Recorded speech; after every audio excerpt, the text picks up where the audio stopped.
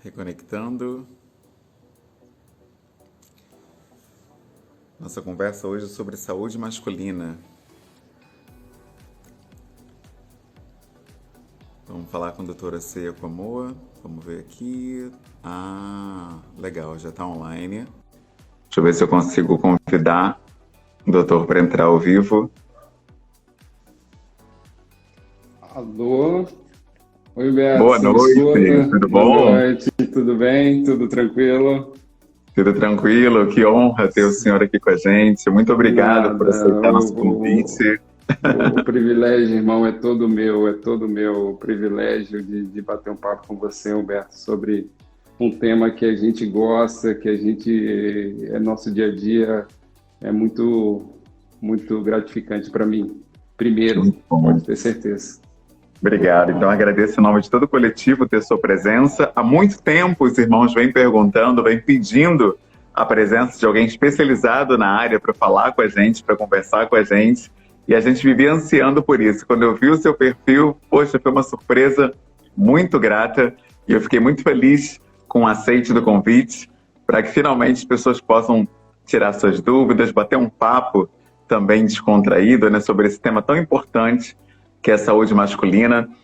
E primeiramente queria que o senhor se apresentasse, falasse um pouquinho do seu trabalho, para quem não conhece ainda o que o senhor vem fazendo. Tá bom, Beto. Assim, meu nome, cara, é Ceia Comoa Júnior. Eu sou urologista, né? Eu moro em Brasília, né?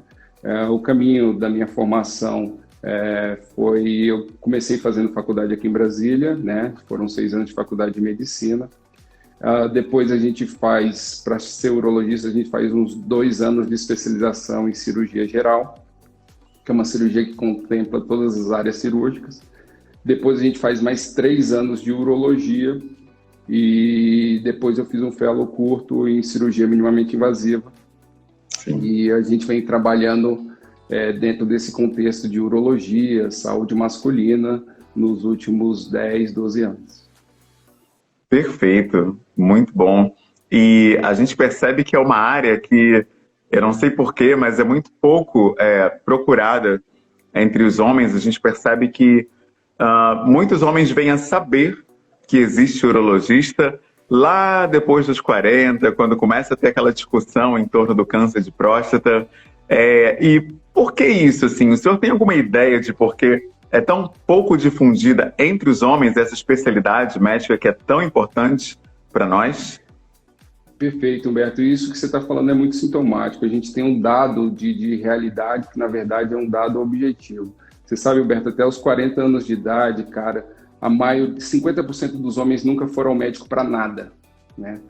Então, Nossa. Isso é um dado muito impactante para a gente, né? Se a gente extrapolar para o universo das nossas irmãs e das mulheres como um todo, elas começam a ir ao médico, já tem uma frequência de ir ao médico logo no início da puberdade, né? Então, talvez por que acontece do homem não procurar o médico com facilidade? Porque ele não tem problema de saúde antes dos 40 anos de idade? Claro que não, a gente tem muitos problemas de saúde. Mas basicamente porque a figura do urologista como médico do homem é uma figura que tem sido construída nos últimos anos, né? A nossa Sociedade Brasileira de Urologia e sociedades internacionais têm batido bastante nessa tecla. Aquela porta de entrada, a mulher às vezes vai no ginecologista e descobre que tem diabetes, vai no ginecologista e descobre que tem pressão alta. A criança ou adolescente vai ao ginecologista para discutir sobre sexualidade, sobre prazer, sobre orgasmo, sobre transexualização, que é a história da mudança de sexo. E essa cultura tem sido construída, mas está muito incipiente. Então, a gente, homem, precisa ter esse papel, né, e trazendo para o contexto desse nosso coletivo aí, dos pais pretos, a gente precisa trazer essa consciência para os nossos filhos e filhas que a gente precisa cuidar da saúde a todo momento, né? E esse cuidado da saúde é feito, só dando uma pincelada bem básica, hoje, lá quando a criança tem fimose. Então, é lá no começo da vida masculina dessa criança. Isso, o urologista já deve ser procurado nessa situação. A nossa formação contempla a uropediatria, então a gente pode prestar uma orientação, uma assistência, desde lá do bebê, desde lá da criança, do recém-nascido. Nossa, é muito bom saber disso. Ontem mesmo eu fui dar banho no meu filho, e aí quando eu fui abrir, né, o pênis dele para passar um sabãozinho ali, que dizem que não é legal deixar aquilo fechado muito tempo, saiu um pouquinho de sangue. Eu já fiquei preocupado, porque eu não sabia se era natural, já que é uma área que vive fechada, ou se já é um problema, né, esse sangramento. Eu fiquei pensando, poxa, seria legal se tivesse um urologista para criança, né, mas como não tem, deixa para lá, né? Então, já é o caso de eu procurar um médico para perguntar e procurar saber sobre. Sem dúvida, sem dúvida. Aqui em casa, Humberto, eu tenho o privilégio de ter uma pediatra como esposa, ajuda bastante. Mas, assim, a gente da urologia, nossa formação contempla uma carga muito pesada, assim, muito pesada no sentido muito enfática da uropediatria, né? As doenças urológicas da criança, elas são bem específicas. Então, às vezes, aquela orientação que você vai conversar com algum colega ou que o pediatra vai passar para você, com certeza ela vai ser muito mais refinada quando passar pela mão do urologista. Então, por exemplo, no caso do seu filho, a gente sabe que existe uma fimose fisiológica, existe aquela pelezinha que cobre a cabeça durante um tempo, isso é normal. A gente precisa fazer exercícios de exposição. E, assim, tranquilizar os pais, falando, eventualmente vai sangrar, vai fissurar um pouquinho, ensina ele a fazer, tira aquele esmegma, que é aquela massinha, tudo isso é coisas que a gente vai ajudar a dar uma orientação até chegar, porventura, numa cirurgia. Mas a gente é capaz e a gente tem informação para isso. Perfeito, muito bom. E é muito bom também que eu esteja falando com pai de menino, assim como eu, porque muitos outros pais estão acompanhando a gente, vão acompanhar posteriormente, vendo esse vídeo depois, e a gente já poderia deixar alguma forma de orientação. Como que a gente pode fazer com que esses pais criem seus filhos de uma maneira diferente da que eles foram criados, né? Porque eu, por exemplo, a minha família não me levou cedo ao urologista, né? Eu fui por iniciativa própria, acho que com 23 anos, se não me engano. Como é que a gente pode estimular esses pais a já terem, né, esse hábito? Qual seria a frequência, né, que ele deveria levar o filho ao urologista? Seria uma coisa anual, semestral, mensal? A partir de que idade, né? O senhor deu o exemplo agora de bebê já ser importante consultar. Bebê, ok, em que fase, em quantos meses? Como é que seria isso? Perfeito, é muito marcante isso, sabe, Humberto? Então, assim, o que a gente tem de conceitual, né? De métrica? A saúde masculina ela deve ser, como a gente falou há pouco, contemplada durante a vida inteira. Claro, os marcos são importantes, né?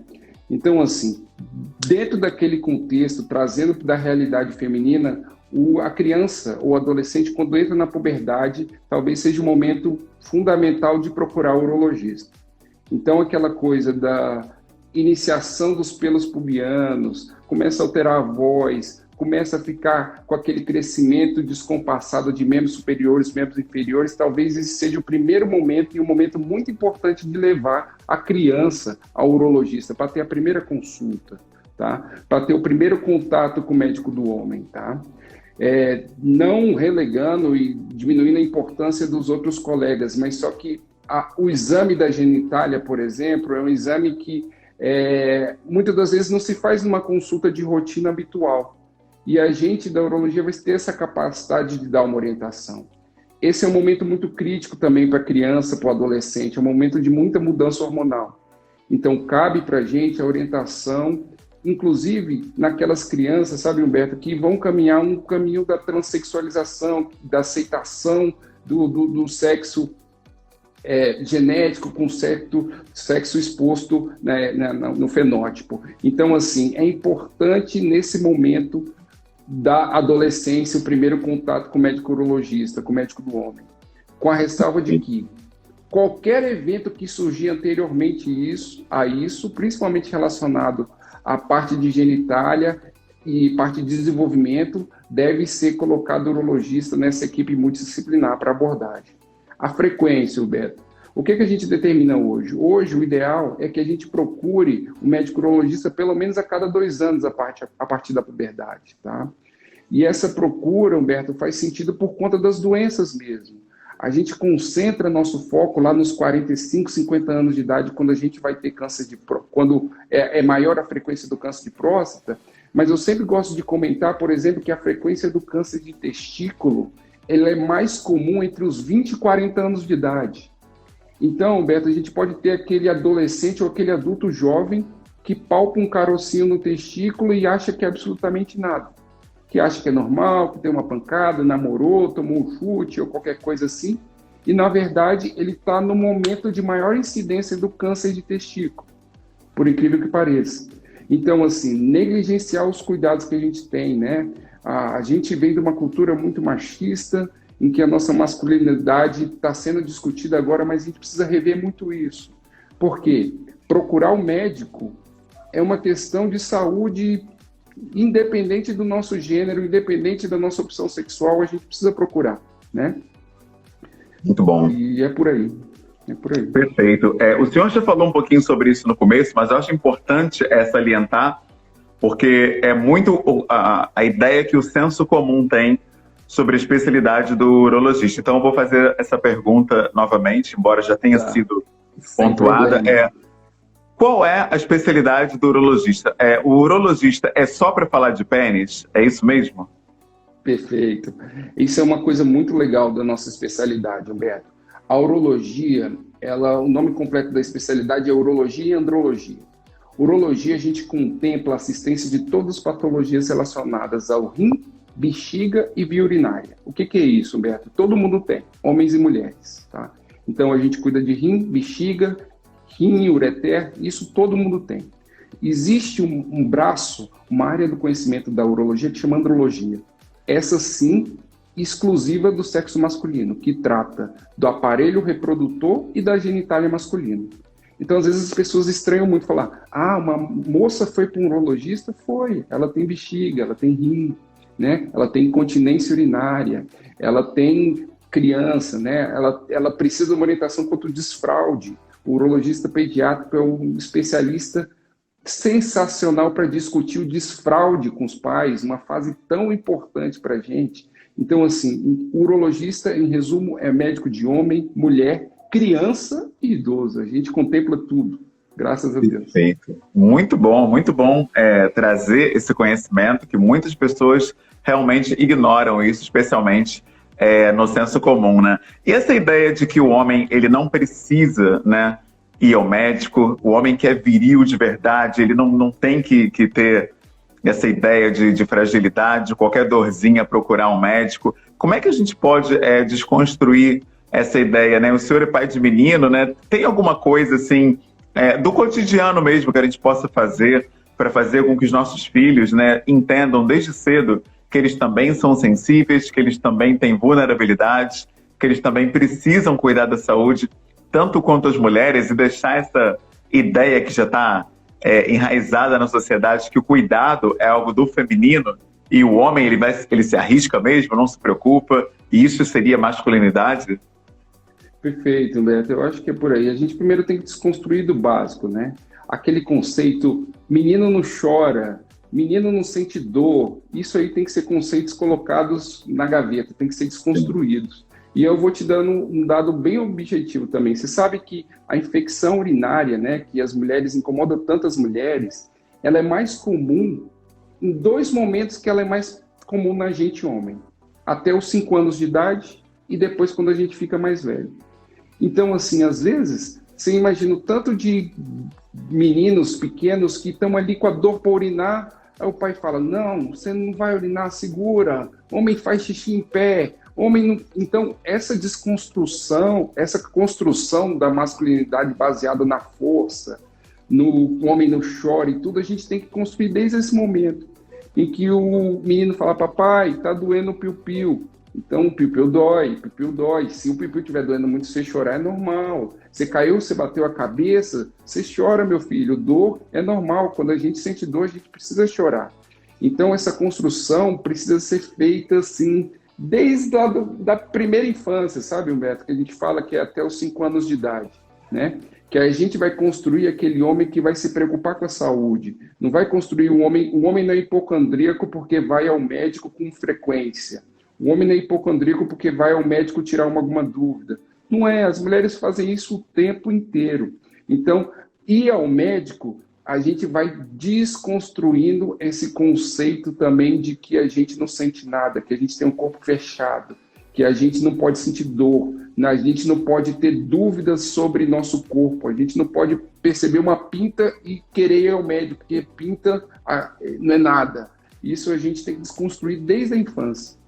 Muito bom. E eu vejo que o senhor tem um discurso muito lido hoje em dia como desconstruído, né? Que é essa ideia do homem falar de sentimento, o homem falar de sensibilidade, de afeto, de fragilidades.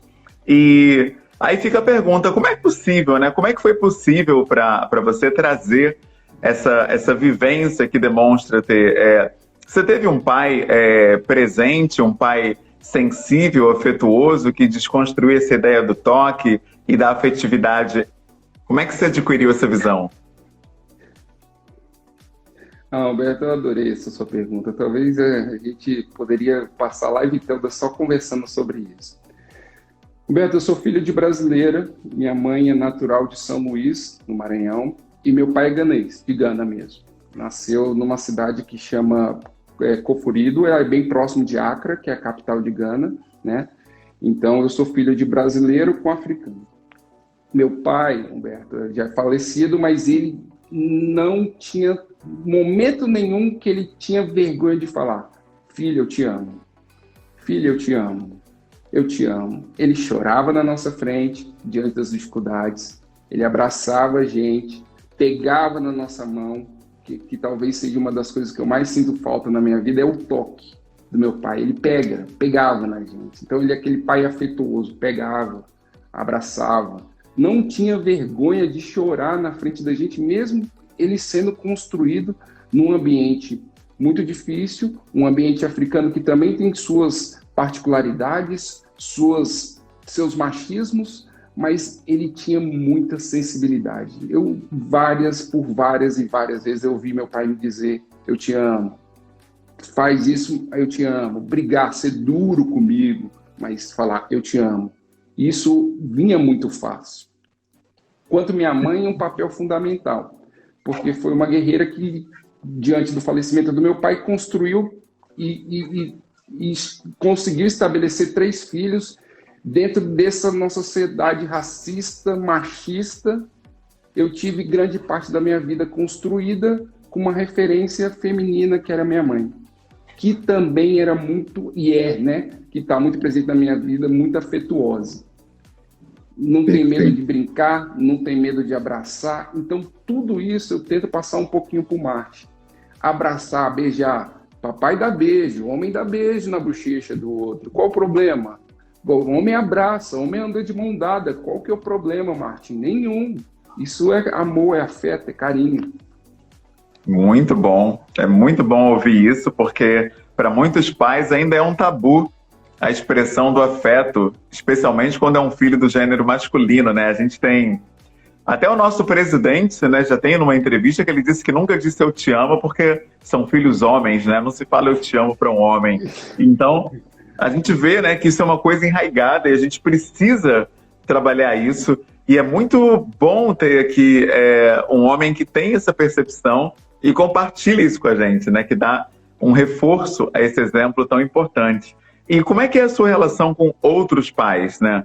Porque eu percebo que esse discurso, ele ainda não é tão bem recebido na roda, né, da masculinidade, né? Os homens, de modo geral, não expressam muito ainda suas incertezas, suas questões, e fazem ainda essa banca, né, esse personagem do durão socialmente. Então, socialmente, você também é assim, desconstruído, falando de tudo, se abrindo, falando de sentimento, ou performa essa masculinidade que se espera da gente, especialmente do homem preto, né, no dia a dia?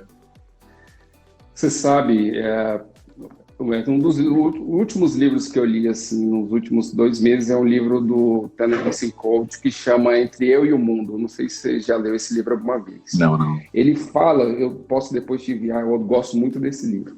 Ele fala da proteção do corpo negro. Tá? É um autor negro, ele é um jornalista negro americano, e ele fala da proteção do corpo negro. Ele fala, né, entre várias outras coisas, aquela coisa do Malcolm X, que a gente nasce preso, né? O negro nasce preso e a gente precisa, de alguma forma, se libertar. Eu vou chegar ao ponto das minhas relações sociais, mas só para pincelar isso que eu gosto sempre de comentar. Então, para a gente se proteger nosso corpo, físico e mentalmente, a gente precisa ter a cabeça que a gente precisa se proteger. A gente vai se proteger mostrando quem a gente é verdadeiramente. Então, Humberto, eu vou ser bem honesto com você. Eu não tenho medo de falar que eu amo meus amigos, eu falo para eles, eu mando mensagem, falo eu te amo você, amo vocês. Eu sou construído dessa forma, sabe? A gente traz com a gente esse machismo, essa masculinidade que a gente tem que desconstruir no dia a dia. Então, hoje, eu vejo grandes colegas, grandes amigos do coração que têm essa coisa de trazer para o filho a masculinidade. Eu tento não fazer isso tanto. Tento me policiar para não fazer isso tanto. E tento, mesmo diante dos meus amigos, mostrar o afeto que eu tenho para o meu filho de forma o tempo todo. Então, não é porque eu estou na casa do amigo que eu vou deixar de dar um beijo, de brincar, de chamar de nomes no diminutivo, de fazer brincadeiras assim que, às vezes, a pessoa mais séria vai falar, cara, ele está brincando desse jeito, com o filho dele homem. Essa é a forma de eu demonstrar, né? E demonstrar, as pessoas que estão perto de mim sabem que, voltando ao assunto de proteger o corpo, eu tento romper essa barreira desse racismo estrutural que a gente tem, baseado na minha capacidade, no meu momento que eu tenho de vida agora, de poder transitar entre os lugares que nossos irmãos talvez não conseguiriam, ou conseguiria de forma muito dificultosa. Então eu tento mostrar primeiro que eu sou negro, muito claramente, entendeu? Que eu vou me comportar como tal, que eu não vou admitir às vezes que a pessoa tem um comportamento que vai me atacar, porque essa é a forma que eu tenho de proteger meu corpo. Mas, ao mesmo tempo, eu vou mostrar que é o afeto, que a negritude é afeto.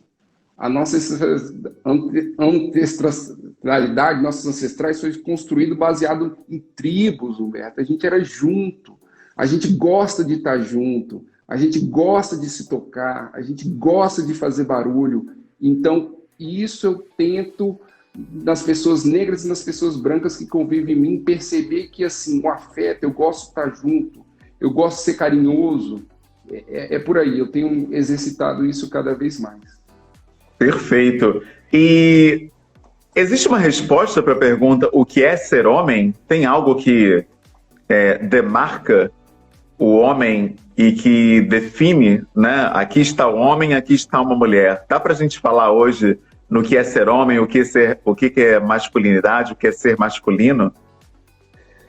Eu acho, Humberto, que a definição de masculinidade, feminilidade, homem ou mulher, hoje em dia a gente é plural, né? Assim, falar para você que uma pessoa é homem porque ela nasceu homem é uma visão muito limitada. Ela caminhar a vida inteira achando que ela precisa ter comportamentos que estão dentro da casinha porque ela é homem. Não. A diversidade é muito rica. A diversidade inibe o racismo, a diversidade inibe a homofobia. Então, quanto mais pessoas diferentes você ter perto de você, com certeza você vai ser um ser humano melhor. Quando você é construído dentro de um ambiente em que você renega uma pessoa que nasceu homem, mas em determinado momento optou por fazer uma transexualização, optou por sair por pessoa do mesmo sexo, você está negando a essência de ser humano. Por quê? Isso não faz sentido. A gente foi criado para estar junto, mesmo sendo de cor diferente, de sexo diferente. Isso é muito vazio. Esse conceito que está de homem, que Você nasceu homem, você vai ter esse espaço, você vai caminhar dentro dessa casinha. Isso, inclusive, do ponto de vista biológico, não faz sentido, né? Não faz sentido. Perfeito. E qual é a sua leitura disso mesmo? O senhor se vê como um brasileiro, como um africano, um brasileiro em diáspora? Qual é a sua percepção acerca da identidade racial aqui no Brasil? Certo. Humberto, na verdade, eu tive as duas referências muito fortes, sabe?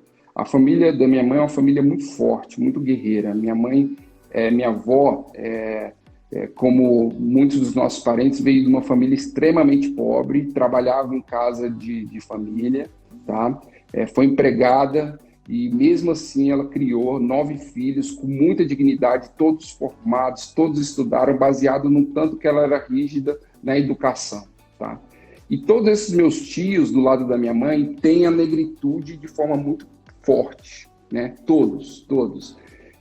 Eu tenho uma prima que é autora de um livro sensacional, Ela Não Está, chama Maíra. Ela é muito ativista, muito mesmo. E isso é fruto de uma construção que a gente teve desde lá da minha avó. Esse é o lado da minha mãe. Então, um lado de negritude muito forte. O lado do meu pai, eu tive a oportunidade, e já fui à África também, de ver. Eu digo que eu tive a oportunidade de ver talvez os dois lados da história de forma bem clara. Porque meu pai vem de um contexto em que a população branca onde ele morava era mínima, e minha mãe vem no contexto contrário. Então, o que eu me defino? Claro, eu sou brasileiro, tá? E minha identidade é brasileira. Eu gosto muito de ser brasileiro. Mas eu nunca esqueci que eu tenho um sangue muito africano correndo nas minhas veias. Muito. Então, assim, eu gostava de ouvir música de preto, eu gostava de vestir roupa como os pretos vestiam. Por quê? Meu pai sempre me falava, sabe, Humberto? Nunca mude seu comportamento porque você acha que vai ser mais aceito, porque você não quer vestir roupa colorida, porque você não vai gostar de uma menina diferente. Não. Assuma quem você é até o final, mesmo que a consequência seja a pior possível, e se defenda.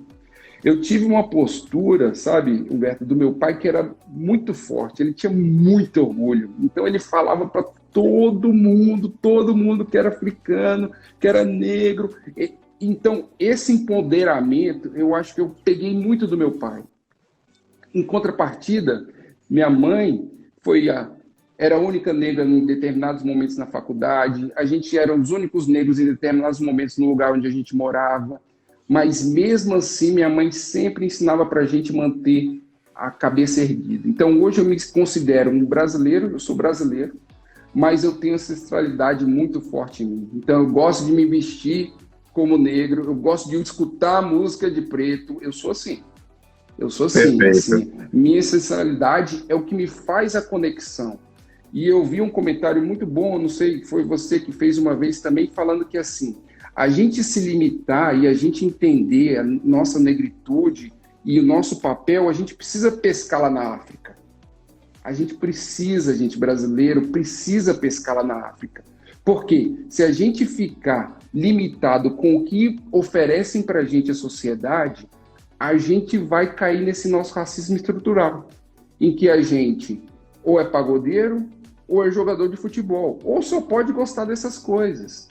Então a gente precisa ler muito e a gente precisa resgatar nossos filhos e falar, ó, você é brasileiro, mas sua conexão tá lá, é isso, você veio daqui. A roupa que você usa é parecida que seu avô, que seu bisavô usava, é esse. O caminho que você precisa fazer para chegar a um caminho de destaque vai ser um caminho mais difícil. E você tem que lutar por isso. Se você tiver que entrar por cota, você vai entrar por cota. Porque o racismo era um evento econômico lá atrás. Trouxe muito prejuízo para a gente.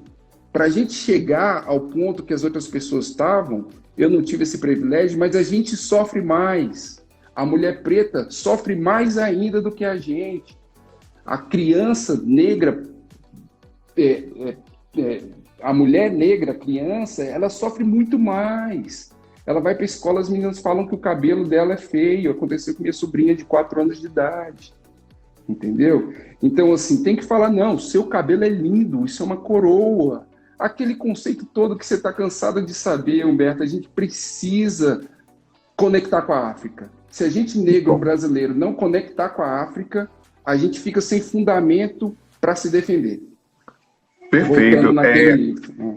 Muito bom. A nossa irmã Viviane perguntou o nome do livro da sua irmã, que ela não pegou.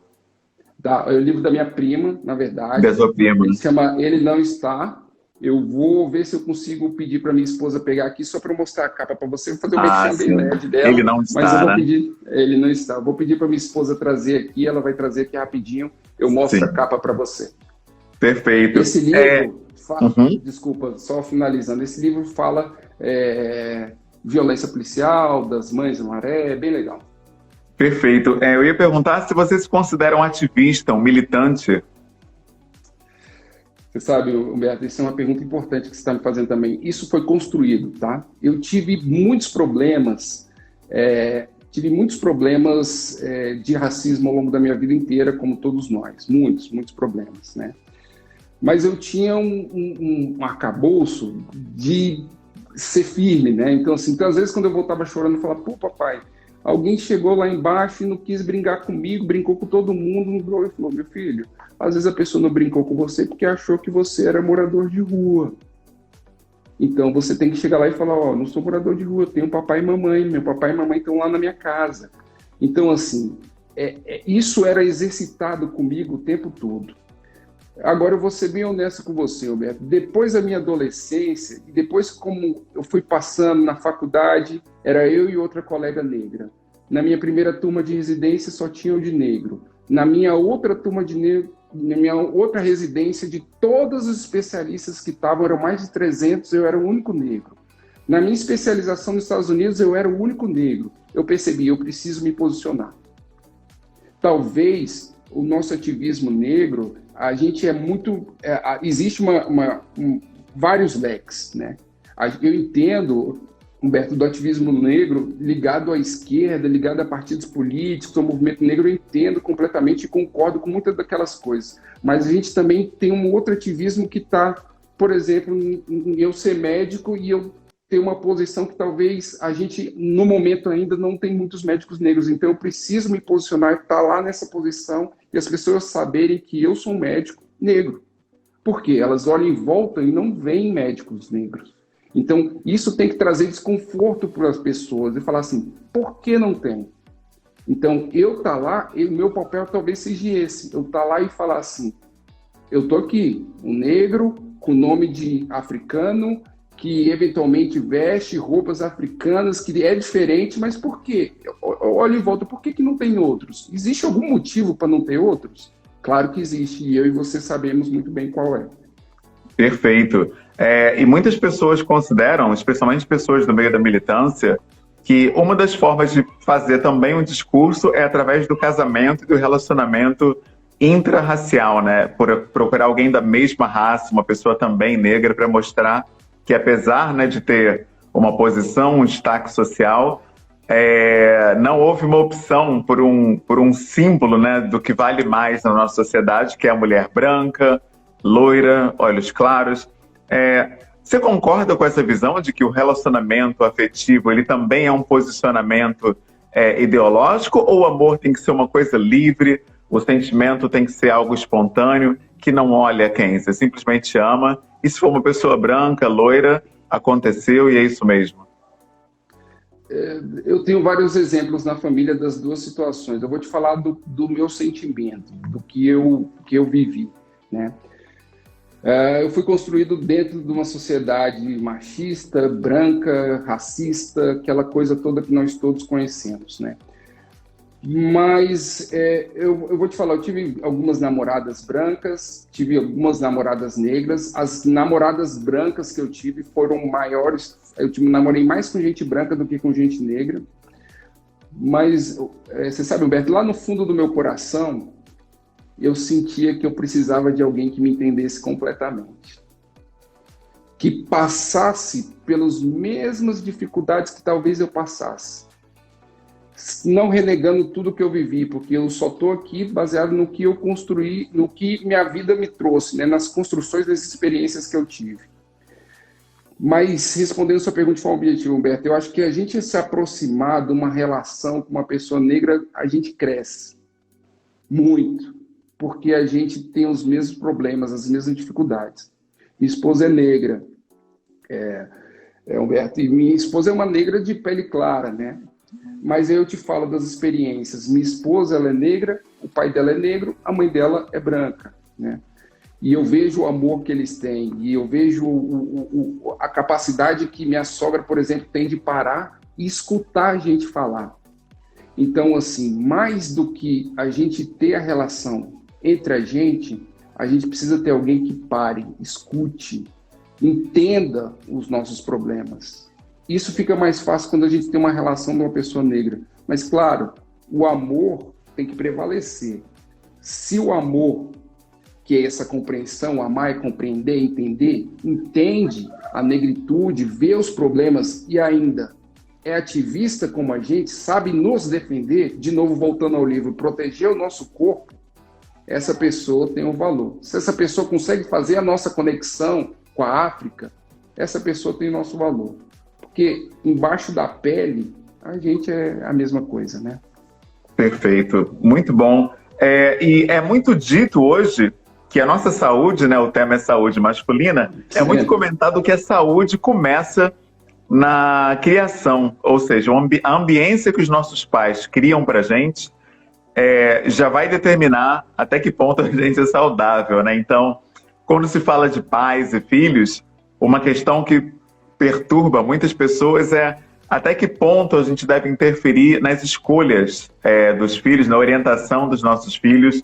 E eu percebo que, atualmente, 3 pautas são centrais nessa reflexão. A primeira delas é a orientação espiritual, se a gente vai escolher a religião dos nossos filhos ou não. A segunda questão é a orientação de gênero, se a gente vai, de alguma forma, tentar direcionar ou influenciar nossos filhos a serem hétero, que é o padrão, a heterossexualidade. E uma terceira questão é a escolha profissional. A gente vive um momento de crise, especialmente agora na pandemia, em que uma carreira, por exemplo, que geralmente faça menos dinheiro, mas uma carreira salariada, como uma pessoa que seja uma profissão que paga menos, os pais geralmente tendem a influenciar os filhos a serem engenheiro, médico, arquiteto e por aí vai. Como é que você enxerga isso? Você acha que o pai, né, os pais, devem interferir na direção que os filhos estão seguindo nessas 3 áreas, ou a criança deve ser completamente livre para se descobrir, seja de que forma for, ao longo da maturidade? Muito, muito boa a sua pergunta também, Humberto. Você sabe, o que eu penso sobre isso que você falou? A gente, claro, quer que nossos filhos sejam felizes, bem-sucedidos, não tenham dificuldades. Mas minha esposa tem uma frase que é muito, muito legal. Ela fala: ninguém escolhe o caminho mais difícil à toa. E aí eu estou falando do aspecto da opção sexual, né? Então, assim, ninguém escolhe ser gay. É o caminho mais difícil. Então, a pessoa, mesmo tendo as mesmas experiências, mesmo sendo filho do mesmo pai, da mesma mãe, lá na frente ela decide que ela prefere se relacionar com pessoas do mesmo sexo. E então, assim, é difícil da gente estabelecer o controle absoluto dessa situação, sabe, Roger? O que eu procuro construir para o Marte? Eu construí para o Marte baseado no respeito e no amor. Respeito no amor. E aí ele convivendo e percebendo o afeto, o carinho que eu tenho para a mãe dele, que é o dia a dia dele, ele vai fazer as opções dele de carreira, as opções dele sexual e a opção dele de religiosidade, por exemplo, né? É muito difícil a gente achar que a gente vai ter o controle dos nossos filhos durante a vida toda. Não vai ter. A gente pode botar nosso filho para estudar na melhor escola do mundo, achando que ele vai para Harvard e vai criar o novo Instagram. E ele decide ser outra coisa. Eu acho que o fundamento da minha criação é uma criação sem pressão, sem trazer traumas desnecessários para a criança, sem pressão. Então, assim, Quando você me fala a opção sexual, a gente constrói ele para amar. Ele tem que gostar, ele tem que ser carinhoso, tem que ser afetivo, tem que dar afeto. Se lá na frente ele fizer uma opção que talvez não era que eu imaginasse para ele, eu brigar, eu estou gerando conflito. Eu estou dando a opção para ele de um caminho que é difícil, por ele ser negro, que vai ser difícil, eu vou estar trazendo mais uma dificuldade para ele. Então, eu entendo, Humberto, respondendo a sua pergunta, que deve ser uma criação baseada nos conceitos de amor, afeto, carinho, negritude, africanidade, e aí lá na frente ele vai fazer as opções dele. Sem muita minha interferência. Por mais que seja difícil para a gente, pai, falar isso, eu acho que a gente vai interferir menos, vai poupar eles de sofrimento se a gente interferir menos. Muito bom. A nossa irmã Camila, ela perguntou quantas vezes o senhor indica o homem a ir o urologista, que o senhor comentou 2 vezes ao ano o jovem, né? Mas isso vale também ao homem maduro? Isso é importante. Então vamos lá, aquele conceito. Como eu falei, o ideal é o homem ir ao urologista no momento da puberdade, tá? A primeira ida. Depois, a cada 2 anos, tá bom? O que acontece? Qual que é outra etapa crítica nesse momento nosso da saúde masculina? Depois que a gente passa dos 40, 45 anos de idade, tá? E aí a gente entra no contexto, já que é o contexto do câncer de próstata, dos problemas da próstata, que vale a pena a gente discutir bem sobre esse assunto. O câncer de próstata, Humberto, ele é mais comum na população negra, tá? A gente tem câncer de próstata 2 vezes mais do que a população branca, estatisticamente. Então, só para você ter ideia, a gente vai ter mais ou menos 65 mil casos de câncer de próstata no Brasil nesse ano. Essa incidência que está se mantendo, tá? E aí, quando a gente fala, por exemplo, de história familiar, no caso da gente negro, ainda é mais pertinente. Por quê? Quando você tem história familiar de parente de primeiro grau com câncer de próstata, você aumenta 2,5 vezes. Quando você tem 2 parentes de primeiro grau, você aumenta 3 vezes a chance de ter câncer de próstata. E aí a frequência da visita ao urologista muda bastante. Então, por exemplo, quando você tem um histórico de câncer de próstata na família, depois dos 45 anos de idade, você tem que procurar o urologista anualmente, tá? Perfeito. Então, se você não tiver histórico de câncer de próstata, essa conduta é individualizada, mas o ideal é que você procure pelo menos uma vez a cada 2 anos até os 70 anos de idade, tá? Então, assim, o que eu sugiro? A partir da puberdade, a cada 2 anos, a criança do sexo masculino, o adolescente, o adulto jovem deve ir para o urologista. Depois dos 40 anos de idade, individualizado, baseado na história familiar de câncer de próstata. Ótimo. Uma outra pergunta. Quando é indicada a reposição hormonal? Para que serve? Quando fazer e como fazer, né? Então, o que é isso, reposição hormonal? Beleza. Essa é uma pergunta bastante atual. O que a gente tem, Humberto? Depois dos 40, 45 anos de idade também é um marco na gente homem. 50% dos homens podem passar por um processo que chama declínio androgênio do envelhecimento masculino. Em resumo, nossa testosterona baixa a valores subfisiológicos, tá? O que a gente vai ter nesse cenário também, Humberto? A gente vai ter 50% dos homens que vai abaixar o nível de testosterona e não vão ter absolutamente nada, tá? Vão ter o libido preservado, vão ter as faculdades de, por exemplo, testosterona é um hormônio muito catabólico, então ajuda na qualidade do sono, na força muscular, no ânimo para o dia a dia. Então, depois dos 50 anos de idade, 50% dos homens, esse hormônio vai abaixar muito. Uhum. E aí é nesses homens que têm a baixa testosterona, junto com sintomas, que a gente vai fazer uma intervenção, que é a reposição de testosterona. A reposição de testosterona hoje masculina, ela é bem segura, tá? Então, os trabalhos mostram que não tem uma relação com câncer de próstata, como outrora a gente tinha preocupação. Respondendo a nossa irmã, então, a reposição hormonal, hoje em dia, a gente tem uma gama de formas de fazer. A gente tem, através de uma testosterona tópica, que é um gel que a pessoa passa todo dia. A gente tem aplicações semanais, quinzenais ou a cada 3 semanas. Ou a gente tem outras moléculas ainda que são feitas a cada 3 meses. Mas, claro, não adianta ter só a testosterona baixa. É importante ter os sintomas. Então, de novo, é individualizado. O paciente às vezes chega, doutor, estou com a testosterona baixa, eu tenho que fazer reposição? A gente faz a anamnese e descobre que o homem está nas suas faculdades perfeitas. Não vai precisar fazer reposição. É mais ou menos por aí. Perfeito, muito bom. Tem um comentário aqui do Luco, bem interessante, que ele fala: Doutor Ossei, ele realmente escuta o paciente, dá atenção e é diferenciado. Parabéns. Essa pergunta, esse comentário é interessante porque, na verdade, ele leva até uma pergunta, né? Por que é tão comum, né, essa frieza do médico de não se envolver, de tratar a gente como se fosse uma coisa? Isso é algo que se aprende na faculdade? Porque a gente vê que é tão constante. O senhor tem alguma ideia de por que isso acontece?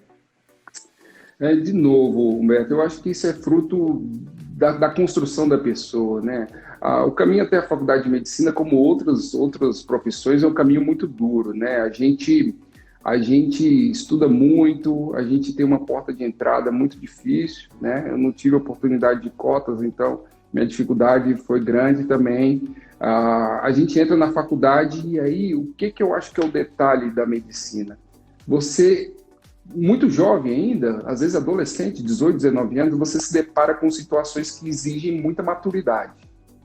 Você tem dois caminhos a seguir. Você reflete, você volta para casa pensando naquilo, uma forma de agir, ou você simplesmente se esconde na carapaça de eu sou médico, eu sou um insensível, o que você está me falando eu estou anotando e eu não estou conectando para entender o tanto que aquilo está te afligindo, que toda doença e todo problema de saúde, ninguém sai de casa para ir para o médico sem um grau mínimo de ansiedade. Então, assim, a gente precisa ser um pouco psicólogo, psiquiatra sempre. Desde o médico lá, radiologista, que é o médico que vai ficar atrás do computador dando laudo para o paciente, até o médico oncologista que vai cuidar de câncer.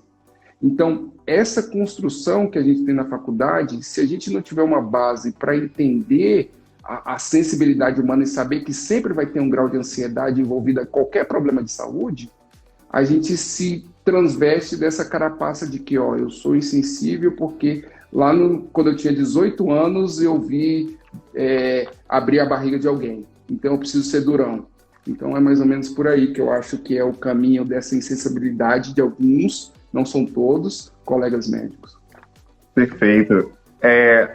Com relação à saúde, né, dessa relação que a gente estava conversando entre pai e filho, como você percebe que a gente deve interferir na vida do filho com relação a essa questão racial? Que eu vejo que mesmo pessoas militantes que estão aí anos de estrada no ativismo, existe uma dificuldade com relação a abordar questões raciais.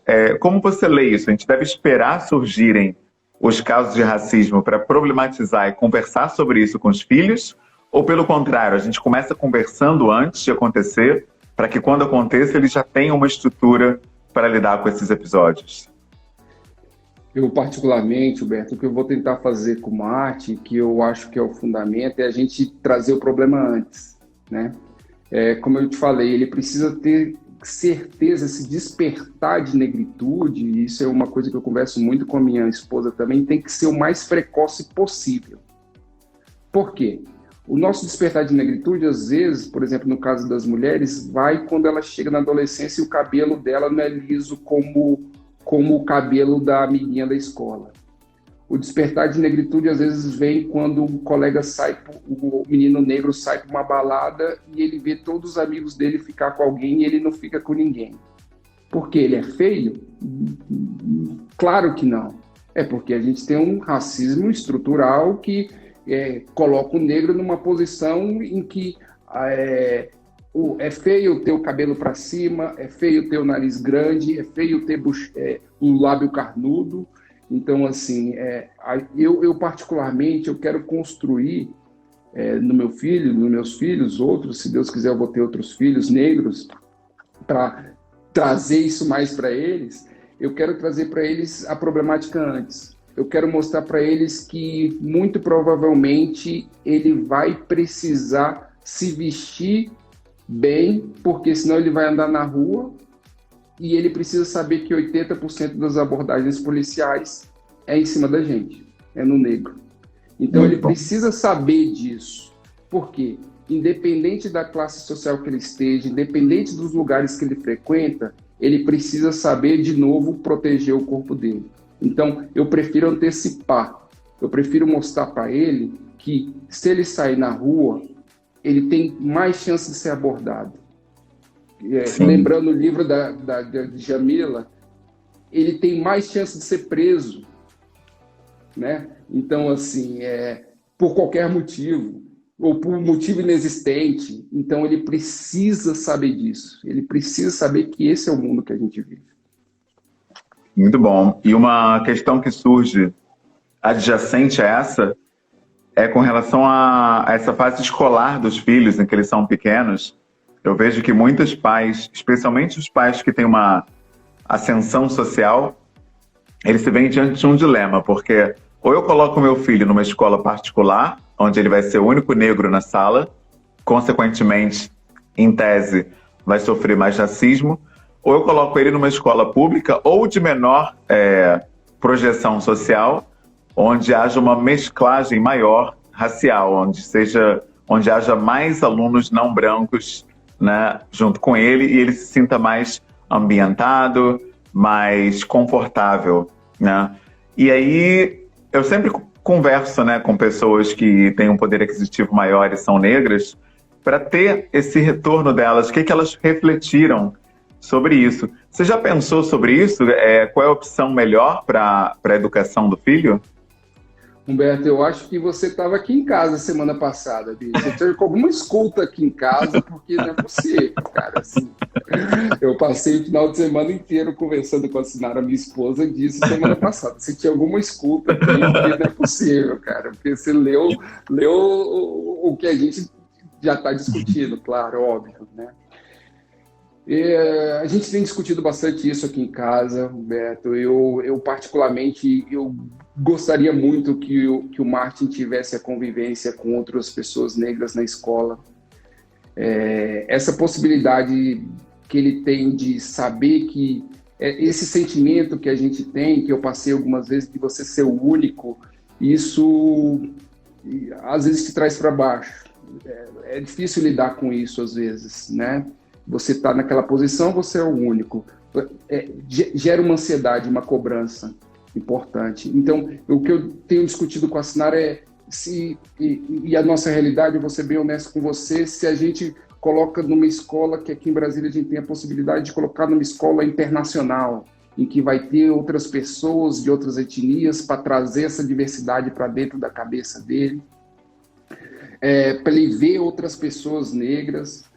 E, no final das contas, Humberto, a conclusão que a gente está chegando é que talvez, assim, na posição que a gente se encontra, isso vai ser mais prejudicial. Ele precisa, talvez, ter esse choque de realidade. Saber que, às vezes, a escola que a gente vai optar colocar ele pode se passar durante muito tempo ser o único aluno negro dentro da sala de aula. Ou que ele vai ter poucos negros. Eu acho que preparar, voltando àquele assunto dele, para o mundo e trazer uma vivência, um sofrimento para ele, que é o que ele vai viver.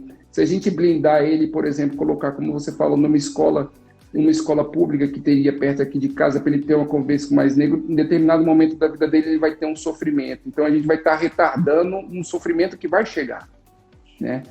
Então, assim, como eu te falei há pouco, eu prefiro preparar ele para falar assim: Martin, você vai estar numa salinha que vai ter um monte de gente do cabelo diferente do seu, mas você deixa seu cabelo para cima, que é bonito mesmo pra gente, o cabelo tá para cima. Papai não tem, queria ter um monte assim para subir, bater no teto o cabelo assim, porque o bonito pra gente assim da nossa coisa é ter o cabelo para cima, sabe? Sim, perfeito. Bom, o Instagram está dizendo que a gente tem 5 minutos, mas tem uma última pergunta que é meio técnica, que o nosso irmão Thiago Zemin fez aqui, que é se os remédios, né, os medicamentos para ereção, se eles realmente fazem mal, afetam o coração, ou se isso é uma lenda urbana? Perfeito, essa pergunta é importante. Você sabe, essas medicações para o coração, Beto, são as medicações muito seguras, tá? Você sabe que a descoberta das medicações responsáveis pela ereção, que ficaram muito famosos, Viagra, Cialis, essas moléculas todas, elas são medicações que inicialmente eram usadas para hipertensão pulmonar. Hipertensão pulmonar é uma consequência de uma alteração no coração, sendo bem simplista, tá? Então, só para entender, então foi através de um remédio usado para tratar um problema relacionado à insuficiência cardíaca que a gente chegou